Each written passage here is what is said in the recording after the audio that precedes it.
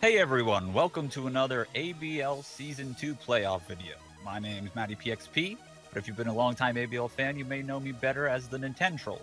I'm joined by two other ABL staff members for our discussion today. First, we have the coach of the Sword Division, San Juan Frokies, the man that RNGesus loves to hate with the cursed luck, it's Curse Shooter. What's up, guys? And our second staff member joining us is the coach of the Shield Division, Atlanta Starmies. He's the only man I know who's brave enough to wear a Hello Kitty onesie while streaming Pokemon Let's Go. It's the Geeky Parents, TGPD. What's going on, everybody? Well, hopefully you've all been following us on our social medias. We have our recently launched our Twitter and Instagram and Twitch as well, all at Pokemon ABL. We've just got through our semifinals week, where we had 4 matches, 2 from each division, and we're headed into the final 2 teams remaining in each division. The Sword Division, the Bloxy Bewares versus the San Juan Frokies, which Curse Shooter and the San Juan Frokies won that. And the Salem Pumpkaboos versus the Phoenix Soul Rocks, and Paige and the Salem Pumpkaboos won that. And then the Shield Division, the Atlanta Starmies versus the Santan Scissors, and Dave and the Atlanta Starmies won that matchup, and the Gotham City Gangars versus the Corpus Christi Cubones, which Louie and the Corpus Christi Cubones won that matchup. So we have Shield is Starmies versus the Cubones, and Sword is the Frokies versus the Pumpkaboos. Let's start with the Sword Division. San Juan Frokies, coached by Curse Shooter, versus the Salem Pumpkaboos, coached by Paige. What do you guys think about this matchup? Any predictions? I think it's going to be kind of tough to tell. When we played in the regular season, it was a pretty close match. It wasn't a one-sided match at all either, so it's going to be really hard to tell. And I think, like we were saying before, and like last time we were all together talking about this, the Salem Pumpkaboos, like we said, had seen loss. So coming into this match against like the Phoenix Soul Rocks, it showed that the Phoenix Soul Rocks were more focused. They were more not focused. They were more confident. And I feel like I'm in that same boat now, because back in the regular season, I only lost 1 match. I'm sitting on a win streak right now, and the Salem Pumpkaboos are the underdog. They're going to sweep everybody from underneath the table. So I don't really know what to think, what to expect. It's going to be a tough matchup. They have a lot of different strategies that are very uncommon. Their team structure is a little bit different. They don't have a lot of regular types. By regular types, I mean like they do have 1 fire type, or you know what I mean. Like they don't really carry too many of the same type, common types. A lot of poison types in there, a lot of weird typings that I'm not too familiar with to strategize around. So I don't know. It'll be interesting to see. Yep. Yeah, I remember you saying that last week, Curse, about how Wes would come in more confident. Like you said, now you are subject to your own prediction, I guess, now, right? David, what do you think about that, Matt? I think it's definitely going to be a good match. It's going to be close. I definitely feel that Paige, the coach of the Salem Pumpkaboos, kind of took the losses that she had and used them as learning experiences, and kind of helped propel her to become better, to learn her team better, to come up with new strategies to take these veteran coaches off the guard. And I feel like this past week when she played the Soul Rocks, it really worked out. And I think she's going to come up with even more new strategies and ways to kind of throw Curse off his game as well. Right, this really is the underdog story of the ABL.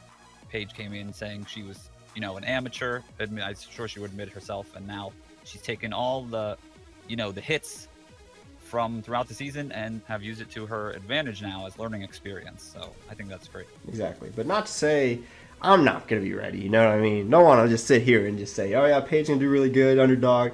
Obviously, last season I fell short. I didn't make it to as far as I did now, or I have now.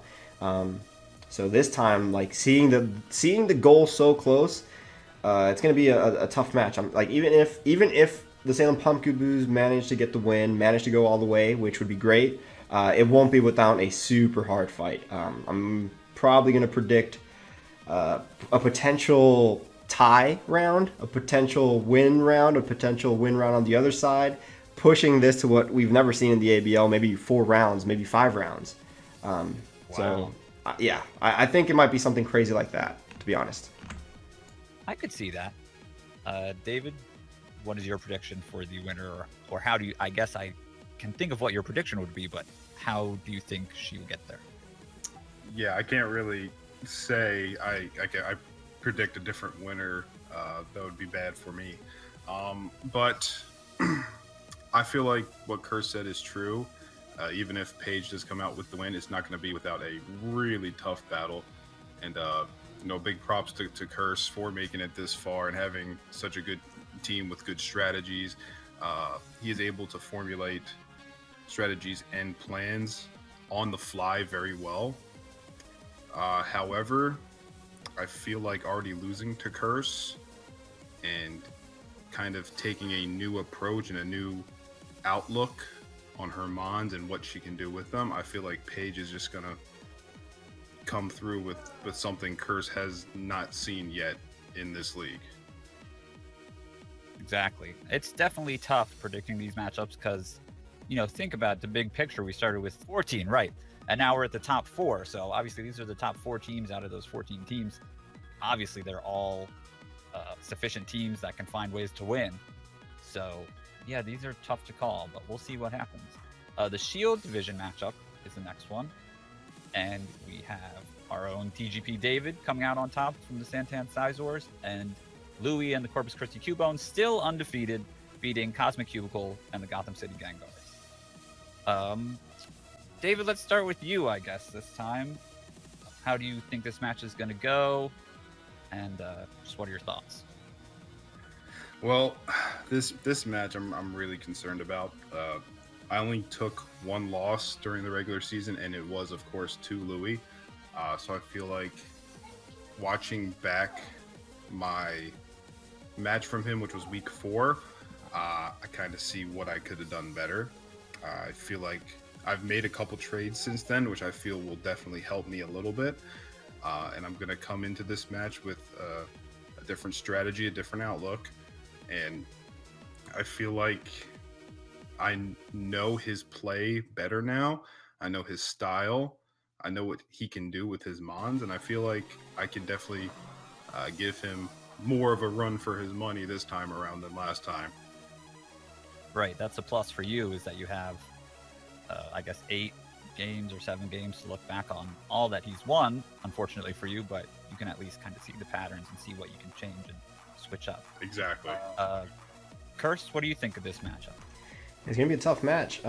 Louis has been undefeated throughout the whole season.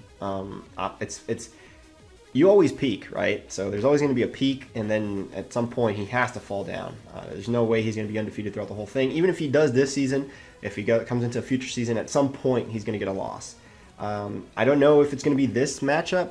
I think if any, this is probably one of the matchups that he has to fear the most, along with the final match, just because he's been on the ropes before, specifically against Cosmic, and not just Cosmic, but I think the Idaho Arcanines as well. He's been on the ropes before, and it's going to be interesting to see him coming to battle the Atlanta Starmies, a team that has been in the playoffs before, and like we've been saying, playoff game is different than regular season game. So in it to win it, being so close to the finals, the Atlanta Starmies are probably going to come in with a different mindset, and the Corpus Christi Cubones haven't seen ABL playoffs all that much except for last week's match, or you know what I mean? I guess the Gotham City Gengars.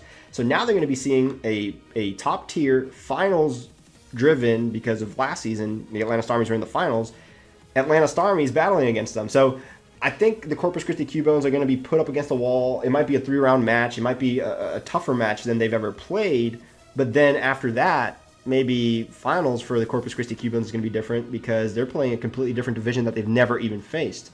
So I think the Corpus Christi Cubones have a lot more pressure in the terms of what's to come in this matchup and the next. So their mind might be a little bit more shaky. If we're talking, the psychology of it all. But I think the Atlanta Starmies are more comfortable. They're more in their sweet spot. They've been here before. And I feel like, if anything, the Atlanta Stormies have more to win, and it should be an easier push for them. Not to say the battle is going to be easy. It's just an easier push for them in terms of where they're at comfortably, if that makes sense. If they're in their comfort zone, they know how to play under pressure. I think the Atlanta Stormies have everything to win here. Excellent. Yeah, these are tough calls. But like I said, this week, we're the semifinals. Make sure to stay tuned to all our social medias out there, everyone listening and watching. And so we have our semifinals this week and the finals the next week. Any last thoughts from you two overall? I would ask who you think is going to come out on top overall, but since you're both in the running, I don't know if we can really ask that without an unbiased opinion. So how about just any overall thoughts about how this league could go, and what do you think it would take to win the whole thing? Well, this being season 2 of the ABL and us having a lot of newcomers this season, I do want to say that seeing 2 newcomers in the division finals is fantastic. That really shows that anybody can join. Doesn't matter if you have experience or not. You can join this league. You can make it all the way. You just got to have the drive to get there. Yeah, that's true. It's really interesting how it got split right in the middle. 2 new coaches and 2 older coaches. I'd say it's going to take a lot of planning to make it all the way here for all 4 coaches that are still in the game. These 4 coaches have shown great resilience throughout the whole season. They've shown great dedication. They've shown great strategizing capabilities. I mean, they've made great plays. Even with hacks, even without hacks, hacks against them, be it whatever it was, they've made it here. So whichever coach makes it, even if the San Juan Frokies don't make it, even if the Atlanta Stormies don't make it, and it ends up being Corpus Christi Cubones versus the Salem Pumpkinboos, 2 new coaches, it will be amazing to see at the end of the day which 2 coaches are the top 2 coaches of the Amateur Battle League Season 2, and then going into Season 3 as the champion. It's going to be very interesting to see which teams it's going to be. I'm obviously going to root for my team. If I had to be a betting man, like I said last week, I'm going to say it again. It's going to be San Juan Frokies versus Corpus Christi Cubones. That's just the way I see it. But it might as well be Salem Pumpkinboos versus Corpus Christi Cubones, or Salem Pumpkinboos versus Atlanta Stormies. It's anyone's game at this point. So whether it's biased or not, I mean, it's just the way I feel. But again, it is anybody's game at this point. One small hiccup can change the outcome of the game completely. Exactly. All right, well, that's all the time we have for today. Be sure to stay tuned to all the ABL social medias, Twitter, YouTube, Instagram, Twitch, all at Pokemon ABL.